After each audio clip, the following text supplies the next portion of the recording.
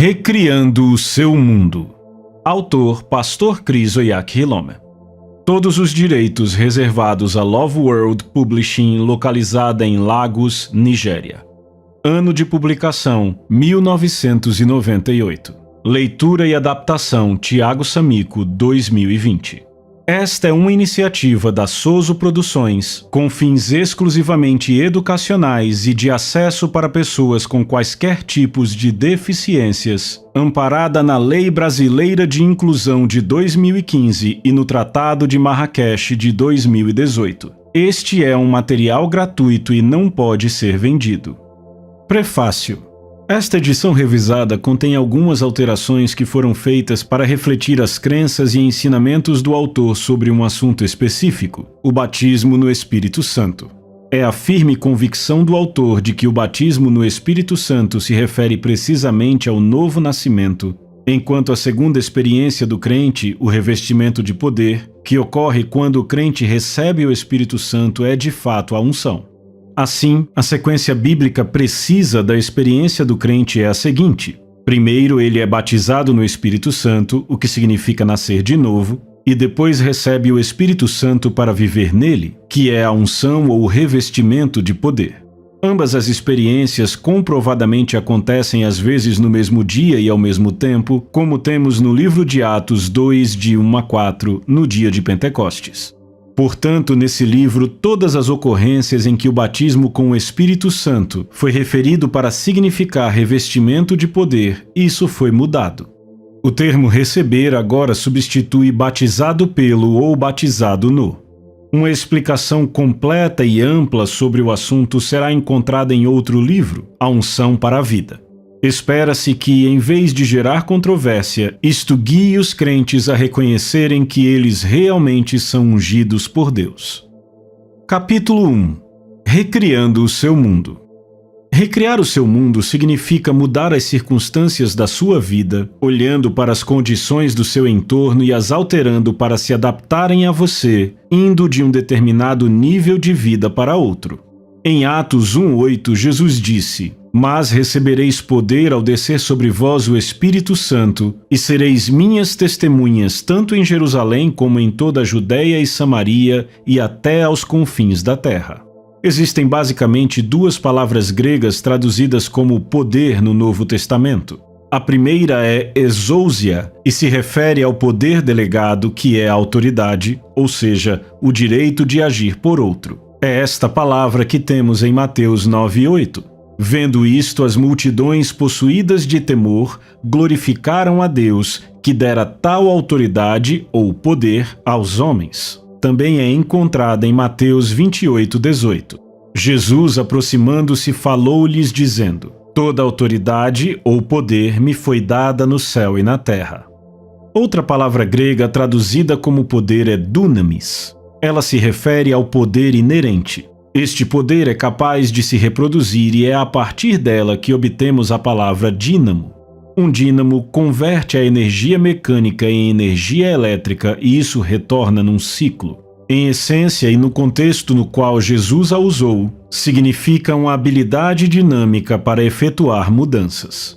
Esta é a palavra grega traduzida como poder em duas passagens conhecidas. Primeiro em Lucas 24:49, que diz: "Permanecei, pois, na cidade até que do alto sejais revestidos de poder", habilidade dinâmica para efetuar mudanças do alto.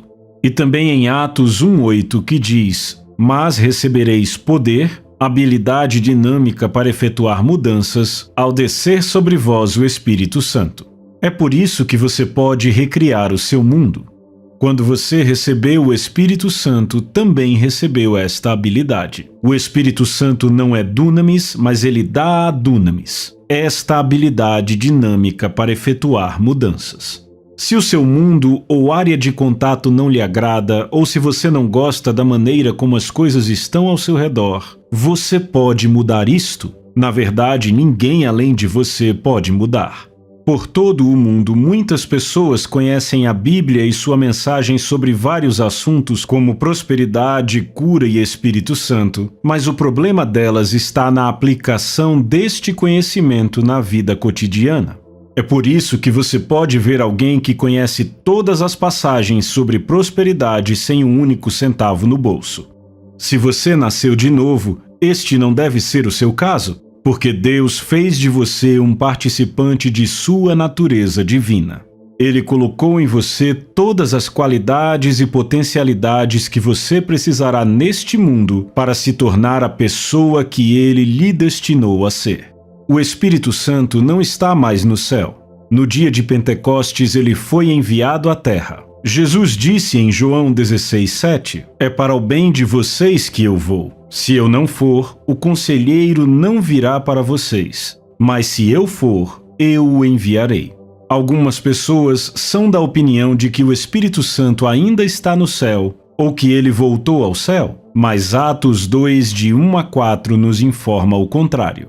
Ao cumprir-se o dia de Pentecostes, estavam todos reunidos no mesmo lugar. De repente veio do céu um som como de um vento impetuoso e encheu toda a casa onde estavam assentados. E apareceram distribuídas entre eles línguas como de fogo, e pousou uma sobre cada um deles. Todos ficaram cheios do Espírito Santo e passaram a falar em outras línguas, segundo o Espírito lhes concedia que falassem.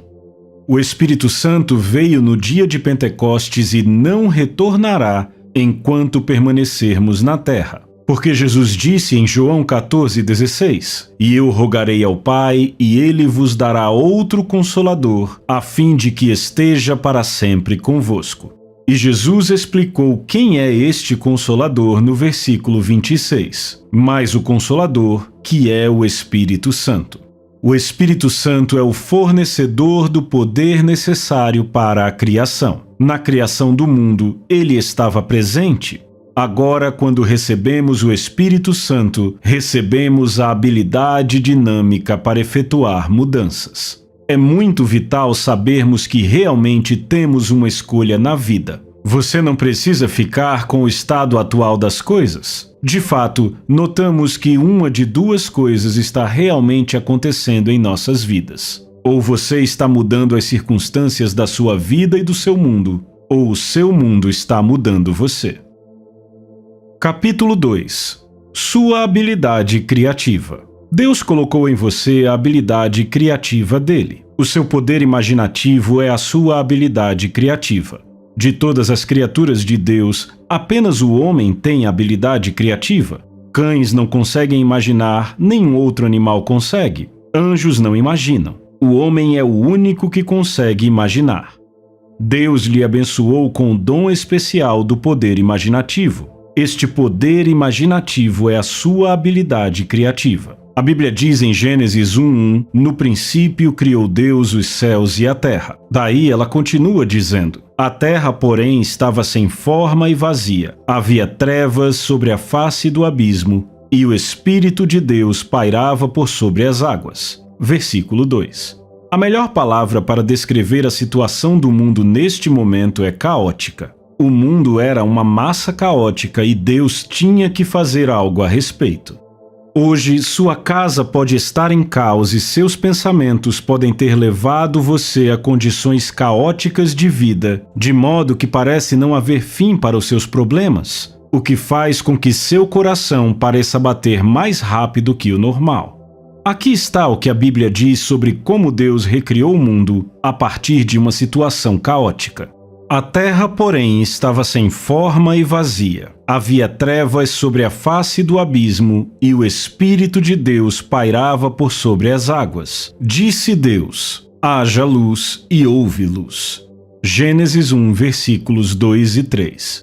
A palavra hebraica traduzida como pairava é rachaf, que significa fixar a atenção, agitar ou vibrar. Com isso, vemos que quando o Espírito de Deus se movia sobre a face das águas, Deus estava concebendo, pensando fixamente sobre alguma coisa. Deus estava incubando a beleza da luz e da criação, meditando sobre como seria a terra. Ele desejou que a terra fosse bonita, que houvesse luz na terra, e quando ele a concebeu completamente, trouxe-a à existência com sua palavra. Ele falou a beleza da terra para que ela existisse. O poder do desejo positivo. No capítulo 1 de Gênesis, Deus estava operando em um princípio espiritual que pode ser visto com mais clareza em Tiago 1, versículos 14 e 15. Ao contrário, cada um é tentado pela sua própria cobiça, quando esta o atrai e seduz. Então, uma cobiça, depois de haver concebido, dá à luz o pecado, e o pecado, uma vez consumado, gera a morte. O pecado é o produto da cobiça, e a cobiça, na verdade, significa um desejo forte, urgente e maligno. Embora esta passagem esteja diretamente relacionada a um desejo negativo, ainda assim descobrimos que este princípio não funciona apenas no âmbito negativo, mas também no positivo. Quando um homem é tentado, sua cobiça, ou seja, o desejo errado, tenta puxá-lo. Finalmente, quando ele concorda com o desejo errado em sua mente, ele é atraído. Inicialmente, uma semente é semeada quando o homem é atraído por sua própria cobiça. Este princípio não funciona apenas no espectro negativo, porque o bom desejo também pode conceber. É claro que você deve esperar um resultado melhor quando o bom desejo concebe. A luz é mais forte que as trevas. O bem é melhor, maior e mais forte que o mal. Portanto, se o desejo maligno pode conceber e gerar, o bom desejo pode conceber e gerar segundo a sua própria espécie. Isto foi exatamente o que Deus demonstrou em Gênesis 1:2.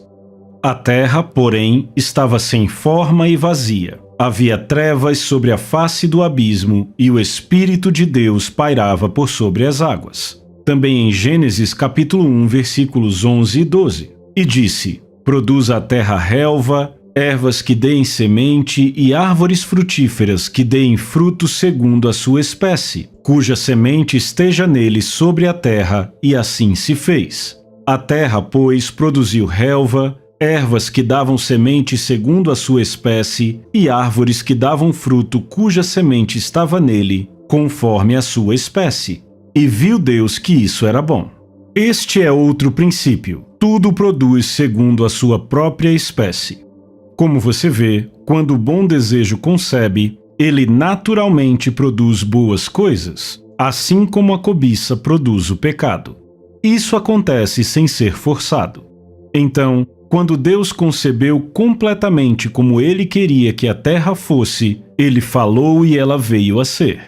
Conhecemos a história de Abraão. Deus prometeu a Abraão que ele seria grande e que sua descendência seria grande.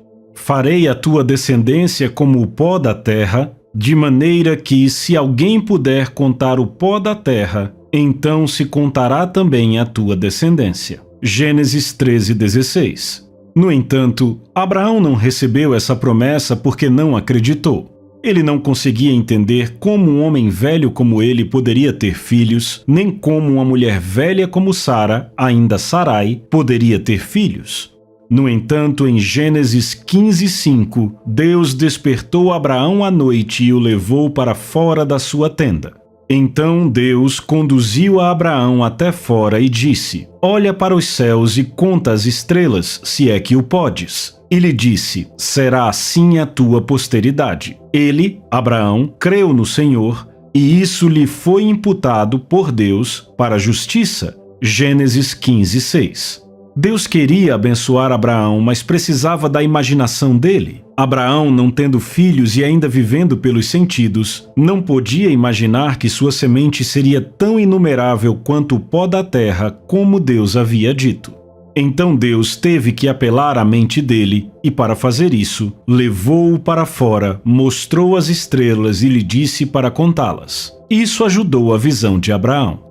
Ao olhar para as estrelas, de repente ele pegou a ideia de Deus. Ele começou a ver rostos em vez daquelas estrelas. Ele conseguia ver cada um e podia imaginar os rostos dos seus filhos nestas estrelas. Ele tentou contar, mas teve que parar, pois eram muitos para ele contar. Finalmente, sua imaginação capturou aquilo e a Bíblia declara que ele creu em Deus. Após este fato, Deus mudou seu nome de Abrão, que significa pai exaltado, para Abraão, que significa pai de muitos. Veja bem, Deus não poderia chamá-lo de Abraão até que o homem cresce nele e carregasse a visão do que ele dizia por dentro. Deus também mudou o nome da sua esposa de Sarai, que significa contenciosa, para Sara, que significa rainha dos príncipes ou mãe dos príncipes. Deus fez isso para que o quadro que ele havia estabelecido no coração de Abraão pudesse ser mantido vivo. O princípio de Deus foi comunicado a Abraão, e a Bíblia declara que Abraão, contra toda esperança, em esperança creu, para que ele pudesse se tornar o pai de muitas nações, e isso aconteceu. Abraão, contra toda esperança, em esperança creu, tornando-se assim pai de muitas nações, como foi dito a seu respeito. Assim será a sua descendência.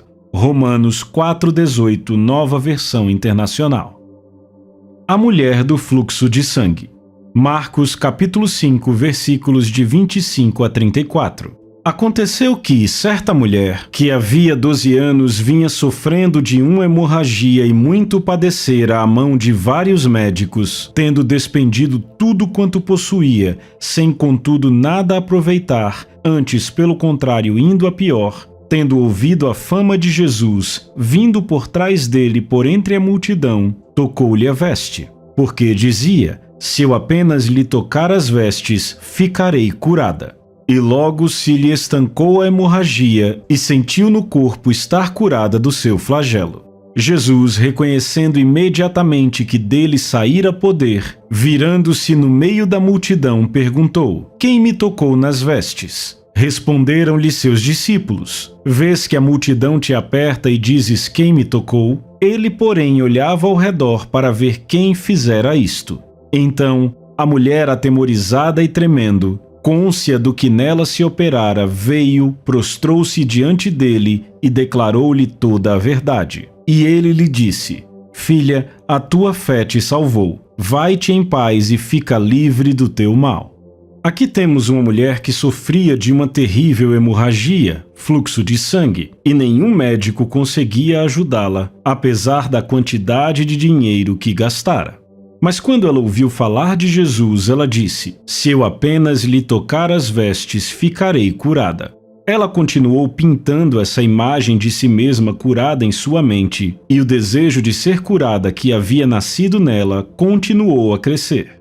Com sua imaginação, ela criou uma nova imagem de si mesma em sua mente. Naquele dia, havia muitas pessoas pressionando Jesus, muito provavelmente muitas pessoas doentes, mas temos apenas o registro de cura dessa mulher na Bíblia. Por quê? Porque eles não tinham o mesmo desejo que ela. Ela havia definido o seu desejo. Veja que a palavra de Deus sempre funciona. Você pode recriar o seu mundo, pois Deus colocou em você toda a qualidade que você precisa neste mundo para ser quem Ele determinou que você seja. No entanto, isso depende de você e do que você deseja. O que importa é o seu desejo. O que você quer? Como você quer que o seu mundo seja? Como você quer que a sua casa seja? Comece a pintar a imagem em sua mente, incubando-a. Deixe que ela encha sua mente e permita que o Espírito Santo lhe ajude, vitalizando a sua imaginação com declarações da palavra de Deus a seu respeito. Logo, assim como na criação, você trará à existência. Quando Deus criou o mundo, isto foi o resultado de seu desejo e poder imaginativo em operação, e quando terminou, chamou tudo aquilo de bom. Tenha um desejo específico. Tenha uma imagem clara do que você deseja em sua mente. Seu desejo criará uma intensa força motriz que fará com que você se manifeste e alcance os objetivos desejados. Todo desejo é possível. Não há desejo impossível. Nenhum sonho impossível chega a este mundo. Um sonho é uma semente com vida suficiente para fazê-lo acontecer, independentemente das circunstâncias. Deixe o seu sonho crescer. Capítulo 3. Criando pela Palavra. Ao comparar o relato da criação no capítulo 1 de Gênesis com o capítulo 2, podemos chegar à conclusão de que, depois que Deus trouxe à existência a criação falando, ele continuou fazendo e formando. Depois que Deus falou com Abraão e Abraão creu em Deus, ele continuou chamando a si mesmo de pai de muitos, Abraão, e chamando sua esposa de mãe dos príncipes, Sara, apesar de não terem filhos.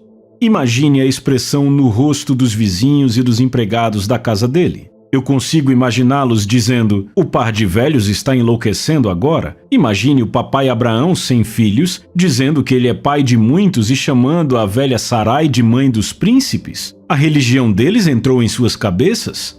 Mas, no fim das contas, de acordo com a palavra de Deus, devido à declaração contínua deles, eles tiveram um filho, Isaque, e se tornaram pai e mãe de muitos. Quando as nuvens estiverem cheias de chuva. O desejo, quando concebido, gera. Isto acontece naturalmente, sem força. Eclesiastes 11:3 diz: estando as nuvens cheias, derramam aguaceiro sobre a terra. A água evapora da superfície da terra e sobe formando vapor, que se condensa e finalmente volta como chuva. Ninguém precisa subir ao céu para forçar as nuvens a liberar as chuvas. Quando estão cheias, elas liberam naturalmente.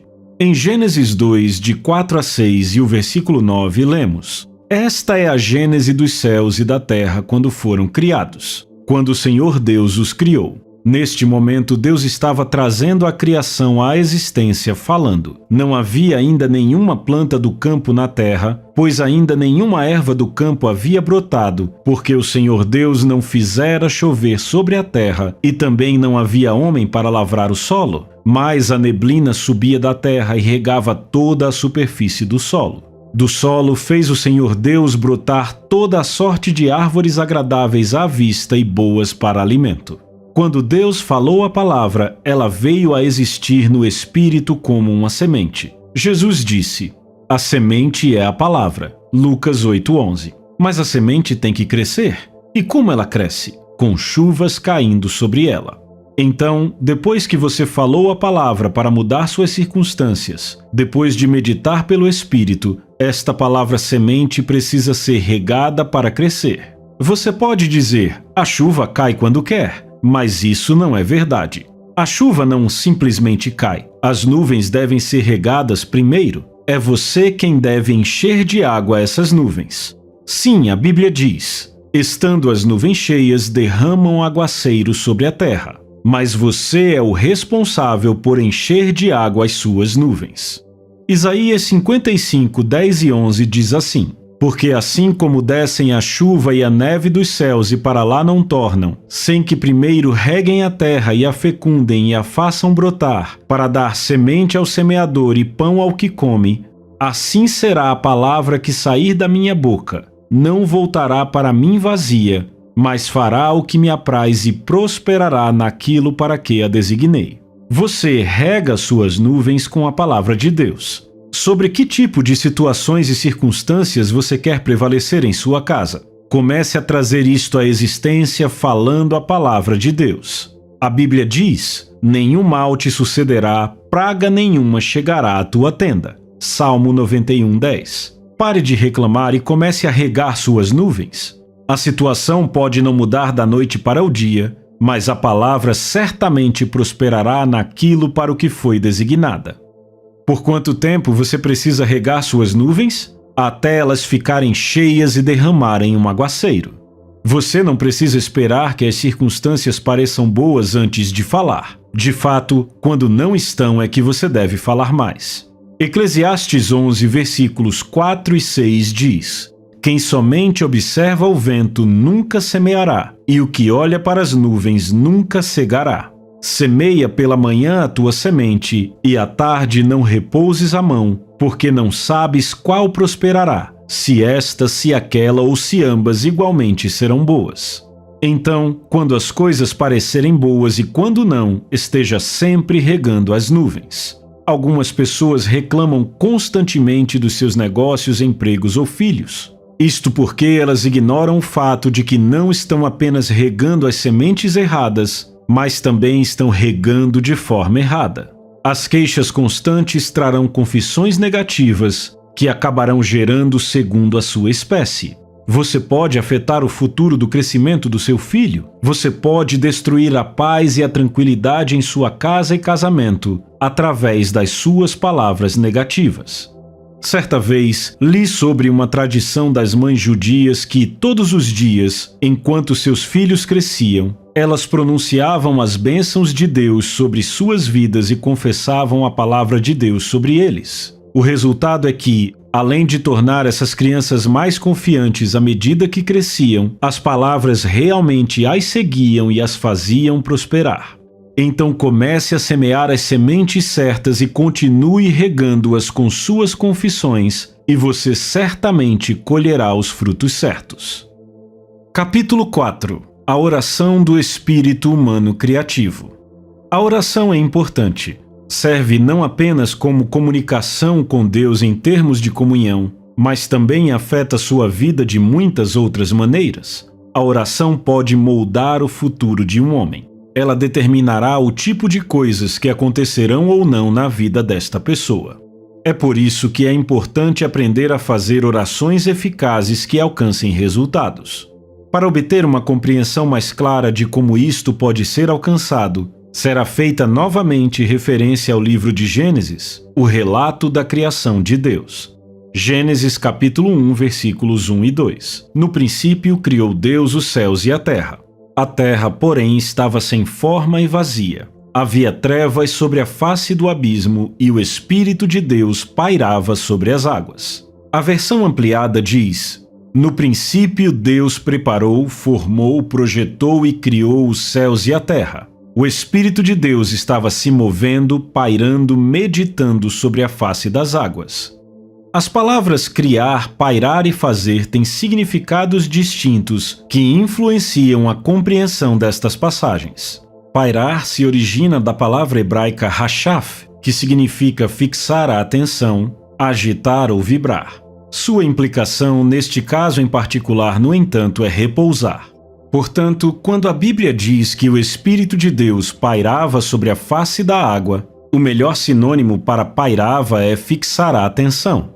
Fixar a atenção significa sentar-se sobre algo para fazer nascer ou trazer à existência. Se Deus estava sentado sobre a terra, significa que estava focado, ou podemos dizer estava chocando a terra. Se ele estava chocando, significa que estava em repouso.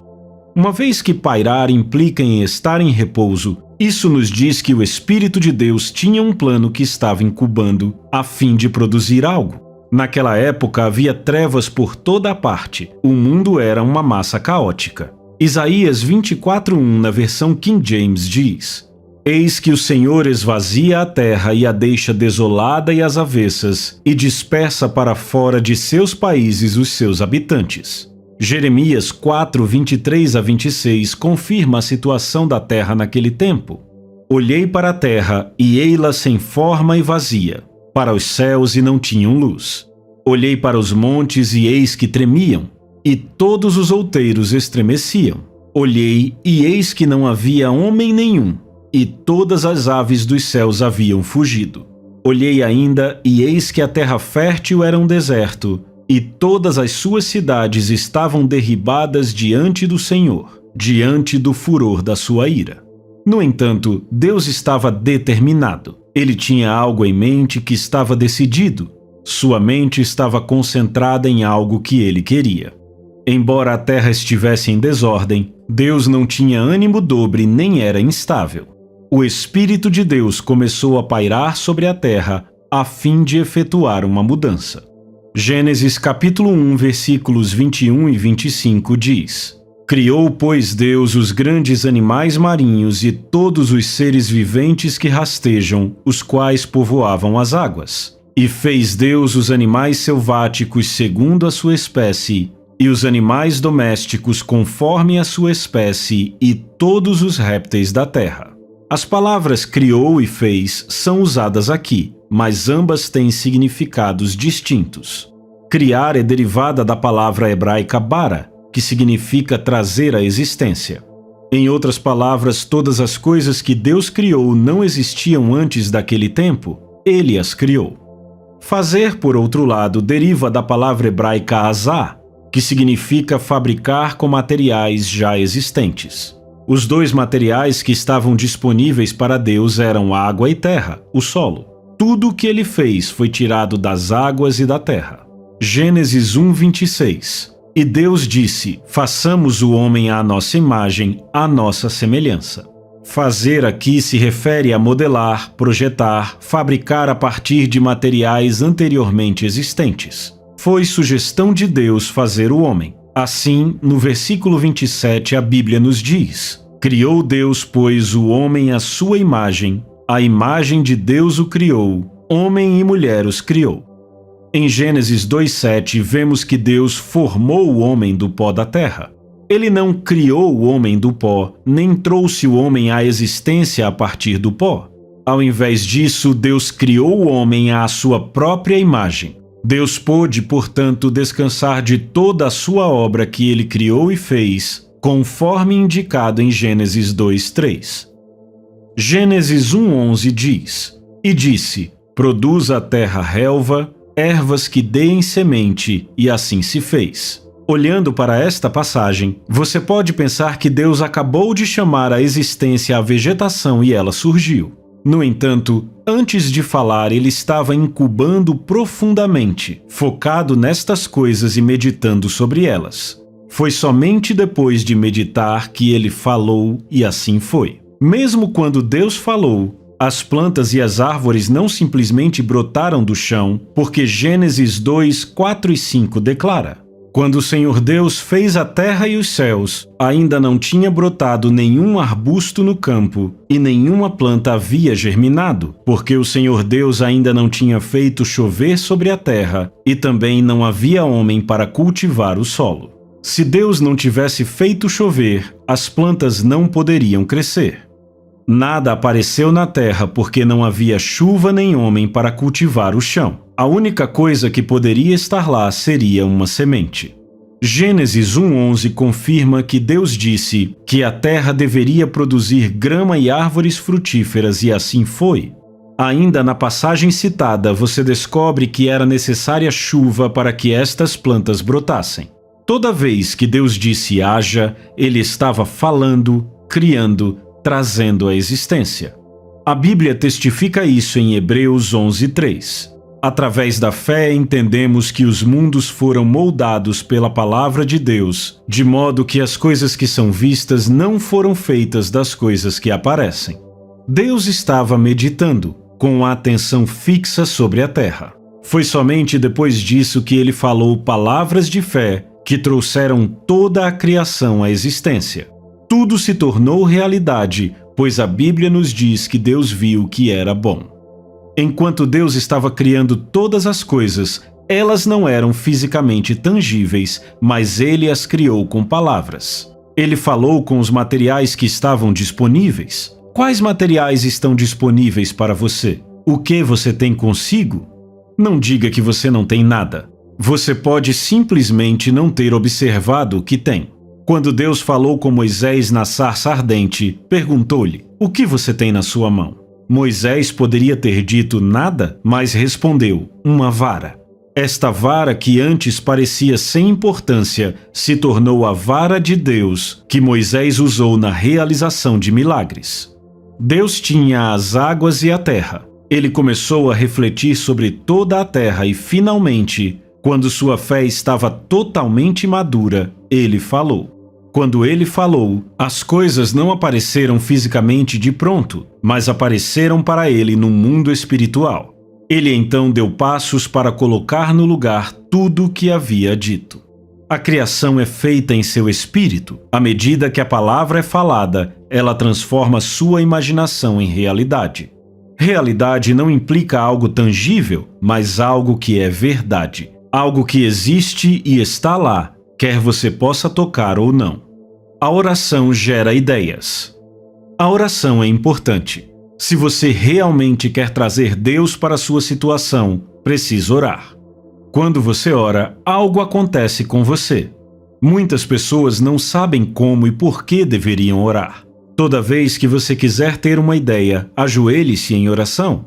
É nesse momento que seus olhos espirituais são abertos e você começa a ver. Daí, Deus pode se comunicar com você através do seu espírito criativo e algo acontecerá. Deus sempre dará uma ideia. Esta é a chave para todas as coisas que você deseja.